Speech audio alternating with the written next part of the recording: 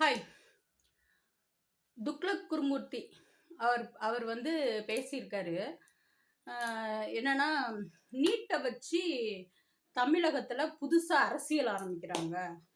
நீட்டை வச்சுலாம் ஒண்ணுமே செய்ய முடியாது. அதோட நீட்டோட கொத்துசாவி பார்த்தீங்கன்னா, உச்சநீதிமன்றத்துல இருக்குது.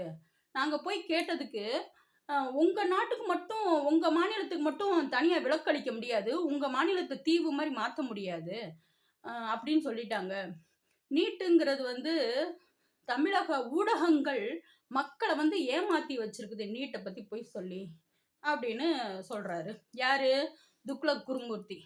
இத யார் சொல்றா? பிஜேபி ஊடகம். அவரே துக்ளக் குருமூர்த்தி தானே. அப்ப அவர் ஒரு ஊடகம் தானே. அப்ப அவர் நல்ல விளக்கம் கொடுத்துருக்கலாம்ல.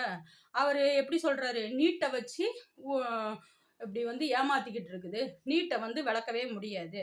அப்போ நீங்க தனிப்பட்டு அத சொல்லியிருக்கணும். பிஜேபிங்கிற ஒரு கட்சியில இருந்துட்டு அத சொல்லியிருக்க கூடாது. இது தப்பு. அடுத்து ராஜா சொல்லியிருக்காரு. இப்ப எல்லாம் கட்சி அப்படிங்கிறது ஏன்னா நாடகக்காரர்கள் அந்த காலத்துல நாடகக்காரர்களா இருந்தவங்க இப்போ வந்து சினிமாக்காரங்களா மாறி சினிமா ஒரு கவர்ச்சியா மாறிடுச்சு அப்படிங்கிறாரு. அப்படி சினிமா பைத்தியம் பிடிச்சு ஒரு தமிழன் இருந்தான் அப்படின்னா நீ தனிப்பட்ட முறையில தான் சினிமாக்காரனை எதிர்த்து இருந்திருக்கணும். அதுக்கே ரஞ்சித்து அப்படின்னு சொல்லிட்டு கஸ்தூரி இவங்க எல்லாத்தையுமே உங்க கட்சியில சேர்த்துக்கிட்டு ஒரு கூத்தாடி எதிர்க்க சில கூத்தாடிகளை விலைக்கு தான் வாங்கிட்டு இருக்கீங்க. நாங்க தான் சினிமா பைத்தியமாச்சு. அப்போ சினிமாவை வச்சே எதுக்கு எங்களை சமாதானப்படுத்தி மக்களை திருத்த பாக்குறீங்க? நீங்க தனிப்பட்ட முறையில தானே நீங்களை திருத்தி இருக்கணும்.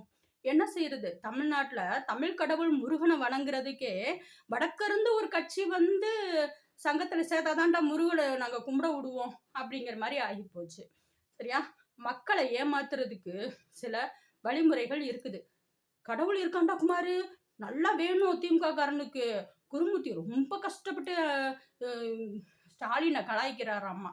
அப்புறம் எதுக்குடா மகனுக்கு ஒரு பிரச்சனைன்னு மோடியை போய் சந்திக்க போற? அப்போ மோடி வந்து மகனுக்குள்ள பிரச்சனையில இருந்து எதுக்கு அடைக்கலம் கொடுக்குறாரு? இதெல்லாம் நாங்க பார்க்கவே இல்லை. நாங்கெல்லாம் கண்ணை மூடிக்கிட்டோம், காதையும் பொத்திக்கிட்டோம், வாயையும் பொத்திக்கிட்டோம். இத்தனை வருஷமா அப்படிதான் இருந்தோம். ஆனா இப்போ சாதாரண ரோட்ல போறவர் சின்ன பையன் கூட அரசியல் பேச ஆரம்பிச்சிட்டான். இனிமேவுமா நீங்க பழைய பஞ்சாங்கத்தையே படிச்சுக்கிட்டு இருக்கீங்க தாத்தாக்கள்? டிவிக்கே